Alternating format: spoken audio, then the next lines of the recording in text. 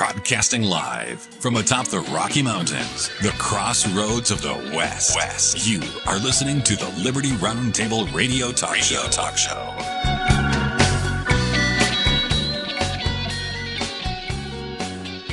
They're fighting everywhere.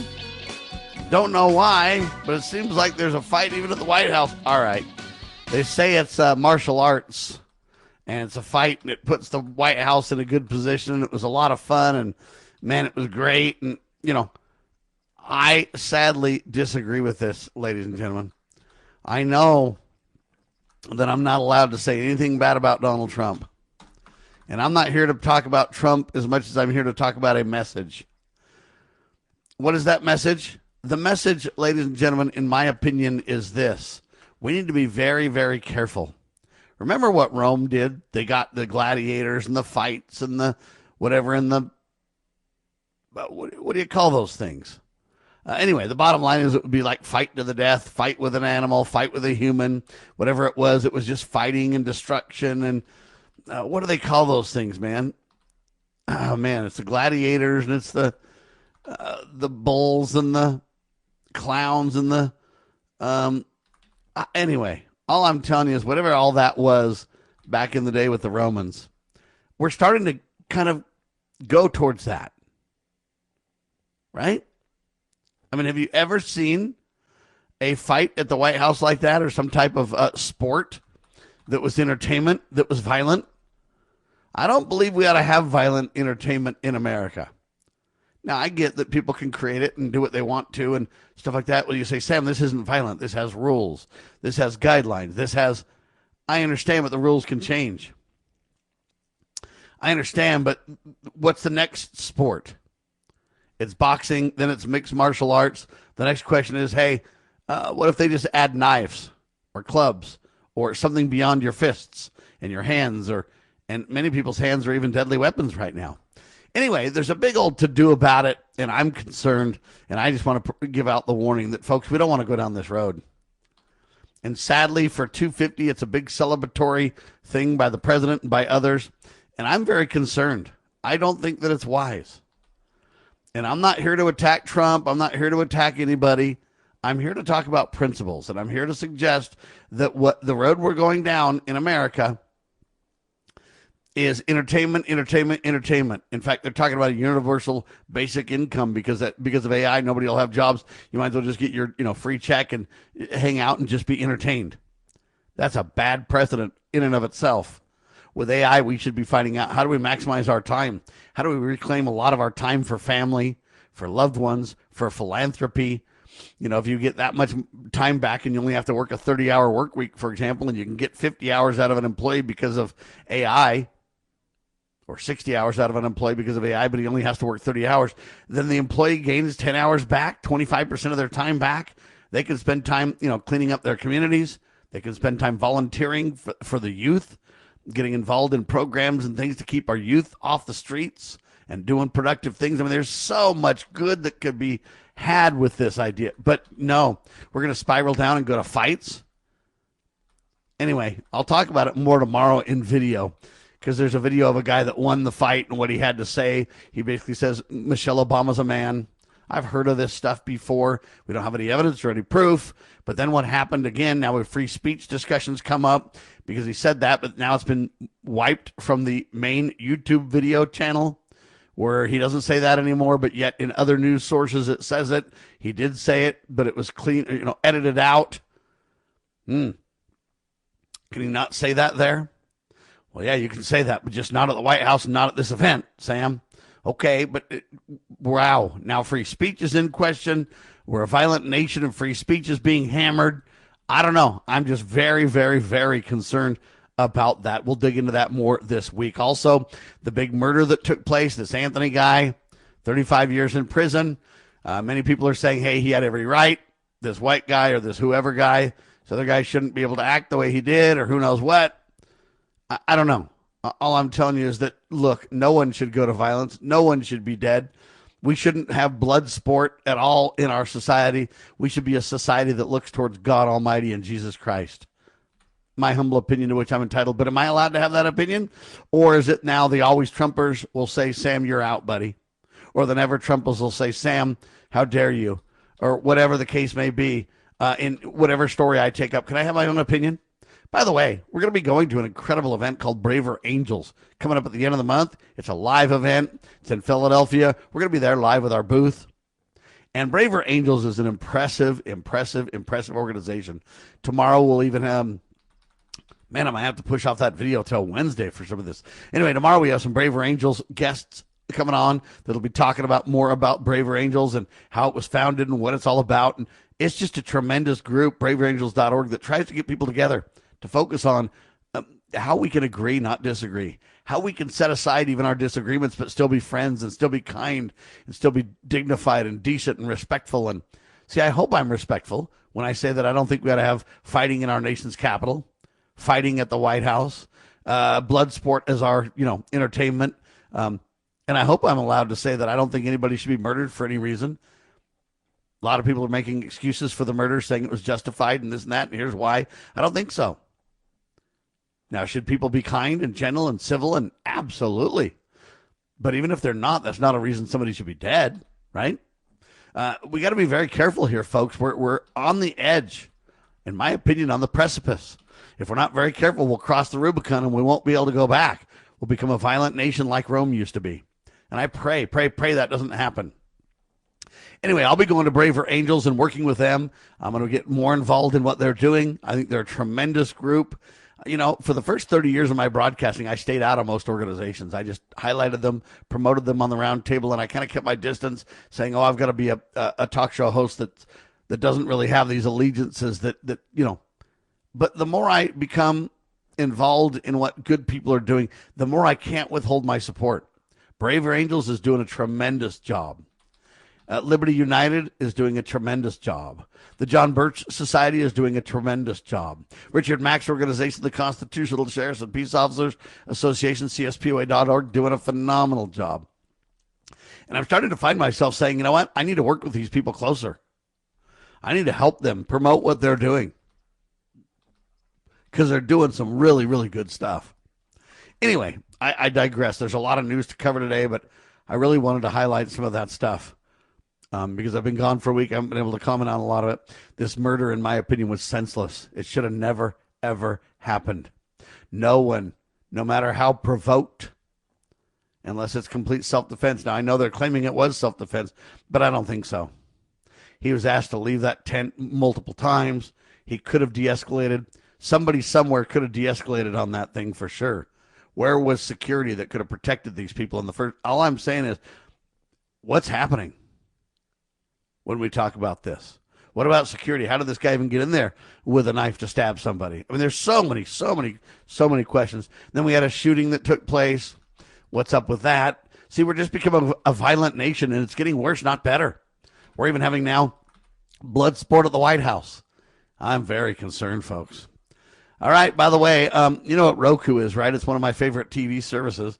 The Roku player is the best thing we've ever had when it comes to cord cutting and et cetera, et cetera. But now Fox buys Roku for $22 billion. They say it's a massive power grab, reshaping the landscape, reshaping the future of television. Fox buys Roku, $22 billion power grab is what it's being called. Fox is no longer content, ladies and gentlemen, to sit back and create news and sports programming. By purchasing Roku, Fox is moving to control both the content Americans watch and the platforms they watch it on. Yes, indeed. This is massive and a big concern to me.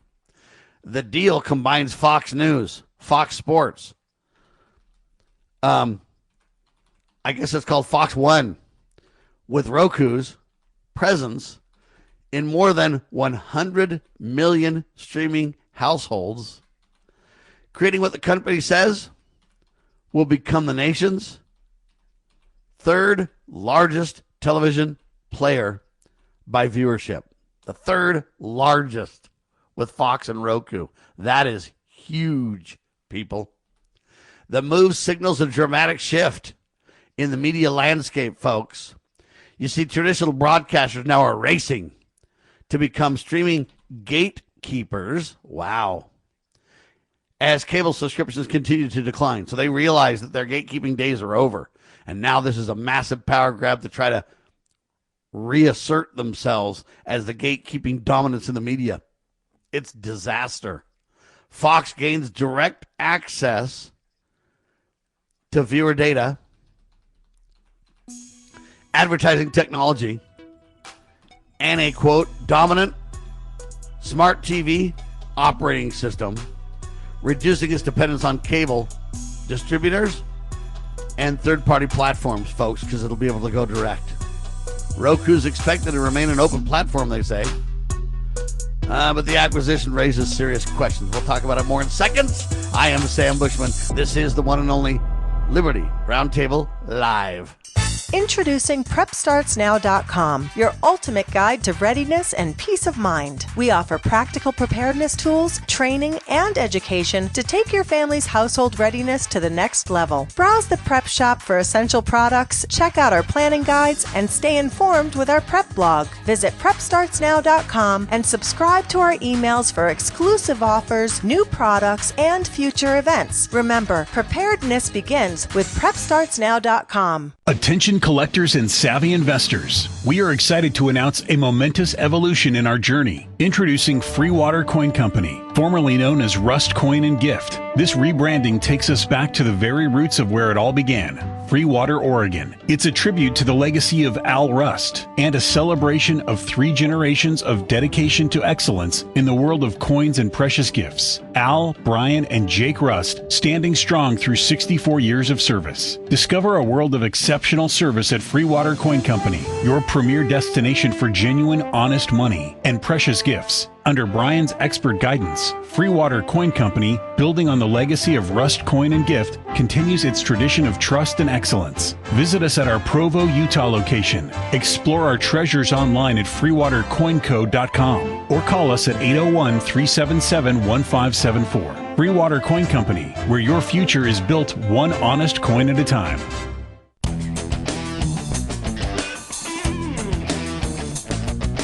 All right, back with you live, ladies and gentlemen. By purchasing Roku, Fox is moving to control both the content Americans watch and the platforms through which they watch it. It is a big concern. Fox gains direct access to viewer data, incredible advertising technology, and a dominant operating system to control screens virtually everywhere with Roku. Roku is expected, they say, to remain an open platform, carrying, quote, competing services, but the acquisition raises serious questions about, will Fox content receive preferential treatment?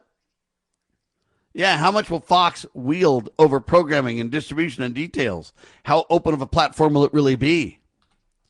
In short, folks, Fox isn't buying just a, quote, streaming company, no. It's buying a front row seat to how the future of America watches television will turn out. This is serious business, people. Very, very concerning. Anyway, there you have that. Roku has always been an independent company. And then they slowly but surely had these players. And then they slowly but surely built their technology straight into TVs. You could buy a Roku TV branded or partnered with by another partner. Now pretty soon you're going to buy a Fox TV, aren't you? Okay, it'll be a Roku TV, not Fox exactly, but the question is, how much will Fox get preferential treatment? My family's already looked at this and complained that when you get a Roku TV, you get buttons on there. Do you have a Roku, Liz? Are there buttons on your remote control? And they go to like Netflix and other things, right? Those guys are already getting special preferential treatment with those buttons. I mean, I wish they had a Liberty News button. Imagine that, just a Liberty News broadcast button. Press that, dude. That'd be sweet, right? So they're already giving special treatment. But what happens now, Fox? Are they going to redo the whole remotes and you're going to have Fox? I don't know. I'm just saying at some point this becomes a serious concern. In short, Fox isn't just buying a streaming company. They're buying a front row seat, baby, to the future of how America watches television. And not only are they buying a front row seat, to watch it or to see what unfolds. They're buying a front row controlling seat. They'll be like the MC of your TV watching, won't they? So anyway, I thought I'd bring that concern to your attention. By the way, China is doing pretty good in some ways and in other ways not so well. They have the largest graduating class ever for kids. The largest graduating class ever. But it's facing a, quote, shrinking job market. Well, just so the Chinese know, everybody's facing a shrinking job market right now, right? I think that it'll eventually grow. It's like the Industrial Revolution. It's the AI revolution. So I think eventually there'll be other jobs. Some of them haven't materialized yet. Many of them are. But China's largest graduating class is facing a shortage in jobs. They say a record 12.7 million Chinese students are now trying to enter the workforce. But many are finding few entry-level opportunities. Oh, boy. As employers pull back hiring and use AI to fill the gaps in automation. Yeah, unemployment remains a persistent challenge. And I guess my only response to the Chinese is that's true for everybody. And I think what we need to spend our time on is, hey, we got to work on working through some of these data center discussions. Because if you don't have data centers, I'm telling you, AI cannot continue to grow and do what it's doing. Now you say, Sam, are you for or against the data centers? I'm for the data centers if we work with communities and do it right. Okay, let me give you a quick example to make the point. I am not for this memory all going to the AI companies and their data centers to where none of us have memory to buy a computer, or memory goes through the roof and no one can afford memory for their computers. I'm not for that. You say, Sam, well, that's the free market. That's where the free market goes. I don't think so. I think the free market has pushback levers in many different ways, and we can push back and say, listen, we're going to not use AI and make you companies back off. There's ways that people can participate. You can create campaigns. For example, they have Small Business Saturday after whatever it is, Black Friday or whatever it is, right? That's a pushback. That's someone saying, hey, wait a minute, we got to remember our small businesses too. It's not about just the big box stores. It's about everybody. Everybody wants to participate in the economy. Everybody wants to, the little man can't just suffer. Well, we need to do that in our society. So I'm for the AI companies, but if they really want to help and be productive and be partners with us, the best way they're going to encourage me to support a data center in my area would be first start out and say, listen, we're not going to take all the memory so memory costs go up. We're going to be responsible about this. We realize there's an increased need for memory. Therefore, we're going to participate in how to increase output for memory before we take up all the memory. We're going to work on this. We're not going to use all the water in a community. We're going to work on ways to decrease our water needs. We're going to work on ways to recycle water. We're going to work on ways to, for example, if you could somehow turn salt water into fresh water or whatever, or how much salt water could cool, or, what are the different options? More research, more exploration, more. You say, well, that can't be done. Yeah, it can. You look at the AI costs, they were through the roof, and then this Chinese company, can't remember what it's called right this very second, came out and said, oh, man, we got a way, way less expensive way to do this. And everybody kind of freaked. Hey, can AI find solutions to the problems we're facing? I think in many cases it can. So we need to be creative about this, and we need to work together about this. That's my only point. And I bring it all up because I want to partner with these people. But you're going to have jobs if we think through what jobs. I mean, has anybody decided to ask AI, hey, if you're taking all the jobs, what jobs will there be left for me? AI could probably provide some guidance on jobs. And as this shakes out, there will be more jobs. The question becomes, can we retool ourselves? Can we regain the knowledge necessary to be valuable in the new work world? I think the answer is yes if we work at it. But it's going to take a lot of work. So anyway, I'm sorry for the Chinese people that are graduating without jobs, but welcome to the world the rest of us faces, and welcome to the new economy. How can we retool and deal with it? Those folks that used to run stables don't have jobs anymore.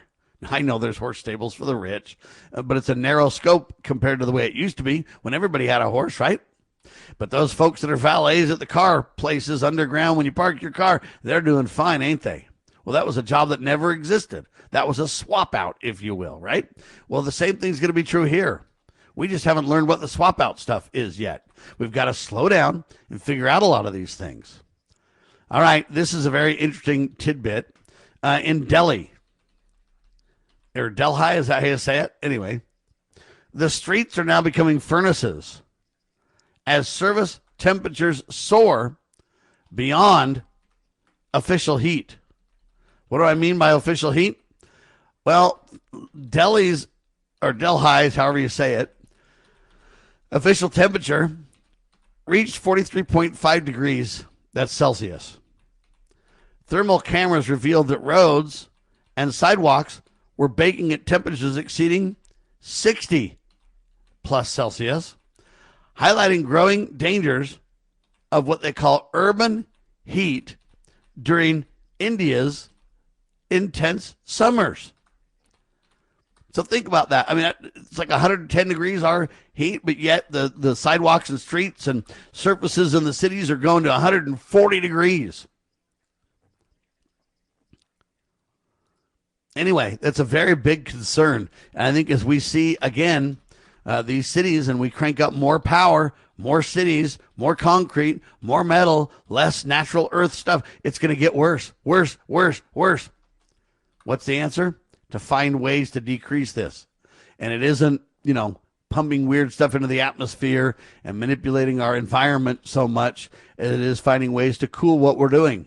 If you're producing something that creates massive heat, pouring cement, find ways. Do we need less cement? What do we need? What ways can we... AI needs to be part of the solution to help. We, the people, need to be open to it. We need to work on all sides of these discussions.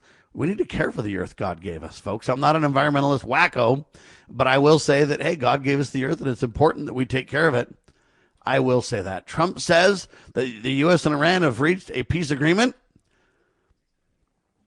They've created a framework, they say, to end months of conflict. I pray President Trump is right. I pray we get something signed. I pray for peace. I support the president 100%, but people are saying questions remain over the agreement. Although both sides have acknowledged an agreement, there's sanction relief, restrictions on nuclear, but yet let them have nuclear for their peaceful purposes. Anyway, the Strait of Hormuz, they say, could reopen after months of disruption. I pray that happens. Oil prices are falling. I pray that happens. Right now, the U.S. average gallon of gas, $4.07. Diesel, $5.08. So it's coming down, and I'm grateful for that. And I pray for peace. Wall Street futures rise on the news, the speculation. I pray it's fact. Federal Reserve meeting draws close attention, folks. They say they're going to hold interest rates steady as markets await signals about future inflation and monetary policy. So I pray on that. Retail sales, they say. There's new data supposed to come out this week telling us about how the economy is really going to be doing. Technology and semiconductor stocks continue to gain because people see that there's just a need for it, but demand's about to outstrip supply. Let's work on that supply side, shall we? SpaceX continues to dominate financial headlines. It's a, quote, public debut for SpaceX. And back in the day, Elon Musk didn't think it would have such a good chance, but it's turned out really well, right? President Trump now headed to the G7 summit.